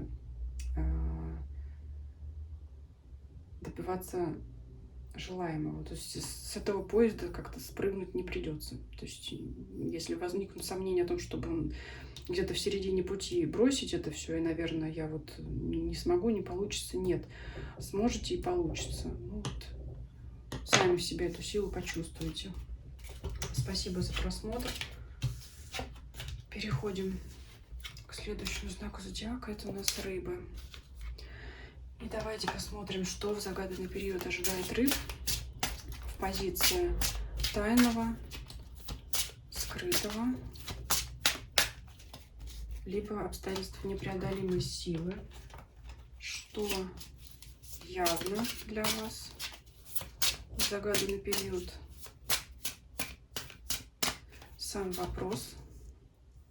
Характеристика вопроса: то, что вы знаете, что вам делать нужно и чего вам делать не нужно, чтобы добиться главной цели. Семерка кубков. У вас очень много идей. Характеристика очень присуща рыбам, если смотреть основные характеристики по зодиаку. Это мечтательность и размышления. Много идей, много планов. И у вас очень много желаний. Цель, скорее всего, не одна. И, возможно, кто-то еще не определился с главной своей целью, но, возможно, кто-то хочет добиться всего и сразу. Но пока это, знаете, на уровне мечтательности. Опять же, если говорить про кармические узлы на оси Овен-Весы, вы в своих желаниях, устремлениях не смотрите на других людей. Вы исключительно берете вдохновение изнутри себя. То есть это не что-то, когда вы у кого-то подсмотрели, и ой, хочу так же, хочу такое же платье, хочу туда же поехать отдыхать. Нет, это именно ваши как бы истинные желания. Их очень много, всего разного. То есть это именно ваша индивидуальность, в чем, скорее всего, здесь проявляется знак Овна. То есть это ваши истинные желания, не подсмотренные у кого-то. Вот я бы здесь так трактовала эту карту. Что вам нужно сделать? Суд. Но это прежде всего все-таки определиться, наверное, что важнее, что главнее. Суд это разбирательство, да, прежде всего, это процесс выяснения обстоятельств, подробностей, поведения других людей. Поэтому здесь, скорее всего, карта все-таки следует, знаете, не отказаться от всех своих 7 или там 10 целей, а следует расставить приоритеты. То есть вот здесь следует разобраться и, может быть, даже для кого-то банально написать план действий. Да? Вот сначала я хочу, чтобы исполнилось это, а может быть, вот пока я не исполню это, не исполнится это. Ну, что-то здесь более расписать четко, уже не в мечтах, а именно, может быть, на бумаге, там, в файле на компьютере или в телефоне, где-то в заметках написать себе, расписать уже конкретные планы и разобраться именно, то есть разложить все по полочкам, да, вот здесь именно разложите все по полочкам и не спрашивайте совета ни у кого, занимайтесь этим сами, то есть вот, разбирайтесь сами, что для вас будет в приоритете, чего делать не стоит. 10 жезлов. 10 жезлов — это тяжелая ноша. У нас вот здесь девушка с сумками в классической колоде. Это человек, несущий на себе 10 жезлов, неподъемную ношу. И здесь,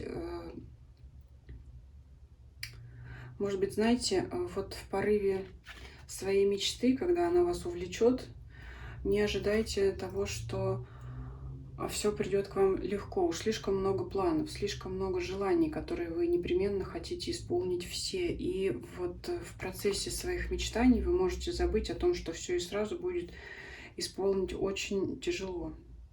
Поэтому вы можете забывать, мечтая об исполнении желаний, вы можете забывать о том труде, который нужно будет приложить, чтобы этого добиться. Опять же, поэтому карты советуют вам расставить приоритеты и начать все по порядку. Да? Здесь карта вот не говорит о том, что вы откажитесь, как у других знаков было, вы разберитесь в приоритете своего желания, выберите то, что вам действительно нужно. Здесь, знаете, вот все, что вы намечтали, все вам по силам, и все, в принципе, для вас будет благом, но не хватает именно реализма, да? Опять же, очень схоже с вашей характеристикой. Ни о каких тут коллективах речи не идет. Южный узел в весах, да, ни о каких советах, ни о каких подсказках, ни о какой помощи других людей здесь речи не идет, да, но вам здесь и не надо. Здесь девушка везде одна. Она тут несет груз с сумками сама намечтала, сама распланировала, все сама. Вот он, индивидуализм Овна. Опять же, для вас. Ну вот, совет очевиден. Много мечт и нет реальных мыслей о том, как все будет реализовываться. Но совет уже здесь вот сказала, составить план. Давайте посмотрим, как высшие силы смотрят на эту ситуацию. Что тут нам скажет Дева Земли? Дева Земли, вот у нас рыцарь Пентаклей. Знаете, как... Может быть, действительно, вам и не стоит задумываться, как исполнить ваши желания. Есть очень много практик загадывания желаний, там и пишут в блокноты, что там что-то не делают, можете найти это в интернете. Может быть, действительно, вам вот следует воспользоваться этими практиками, когда, знаете, есть там, блокнот 100 желаний, или каждый день пишу желания, или что-то там еще очень много информации. Вот попробуйте, у вас знак, вернее, такой духовный, мистический, и, может быть, действительно у вас сработает эта практика, потому что здесь, как обстоятельства непреодолимой силы, знаете, это как действие мелкими шажками. То есть Ну, сама ваша жизнь, сами обстоятельства будут складываться так, что потихонечку ваши цели-то и будут исполняться. Потом, ну, тут добавить нечего. Прекрасный расклад. Может быть, и не следует задумываться действительно. Тут я сказала, что вы не задумываетесь над тем, над реализмом, над тем, как вы будете воплощать ваши все, кучу всех ваших желаний, как это притворить в жизнь, да, может быть, действительно и не стоит этого делать, оно само все встанет на места. Но некоторые все-таки упорядоченность, я думаю, нужно внести. Может быть, вот именно то самое написание желаний в блокнот, да, чтобы уже как-то их из мыслей как-то реализовать хотя бы вот на бумаге, да, чтобы вот хотя бы так придать им материальность. Может быть, тогда, используя вот эту интересную практику блокнота желаний или там какого-то чего-то подобного, действительно вам поможет эти желания исполнить. И не одно. Ну, здесь вот очень интересный расклад. Расклад такой отдыхалочка. По-моему, вот со всех знаков зодиака у 3 знаков выпал такой расклад отдыхалочка. Мне кажется, это Стрелец, Козерог и Рыбы. Ну, как оно случится на самом деле, покажет время. Вам спасибо за просмотр. Смотрите знаки зодиака свои, своих близких, своих друзей, кого интересно, да, посмотреть коллег, партнеров, может быть, сравнить, да, между собой. Может быть, какие-то мысли будут о том, когда вы сравните расклад своего партнера или там коллеги, друга, как у вас соотнесется это, да, вот потому что у нас весы говорят, южный узел веса говорит о том, что партнерство, в принципе, неблагоприятное время для партнерства и коллективов, но тем не менее мы же все равно остаемся в обществе, все равно мы продолжаем друг с другом общаться, никуда мы не деваемся. Ну вот интересно будет, как это соотнесется с вашими окружающими людьми. И желаю, наверное, всем быть активными, как Овен, потому что данный период говорит о том, что мы добьемся своих целей все-таки, когда мы либо будем предпринимать активные действия, либо мы вспомним, что я — это я, и я этого достоин или достойна, да, и тогда, если для кого-то придется потрудиться, то для кого-то судьба или высшие силы сами уже принесут, так сказать, на блюдечке с голубой каемочкой результат, которого вы ожидали, потому что, может быть, предыдущие события складывались у человека так, что он наконец-то заслужил и получит то, что ему хочется, то, что ему требуется, то, что необходимо. И, в принципе, как всегда, желаю всем исполнения ваших желаний без вреда для окружающих. Спасибо за просмотр. Если вам понравился расклад, ставьте лайки, пишите комментарии. Кто не подписан, обязательно подписывайтесь, чтобы мы смотрели дальше видео, делали расклады. Пишите свои темы, которые вас интересуют. Нажимайте на колокольчик, чтобы не пропускать следующие мои видео. Всем спасибо, всем до свидания.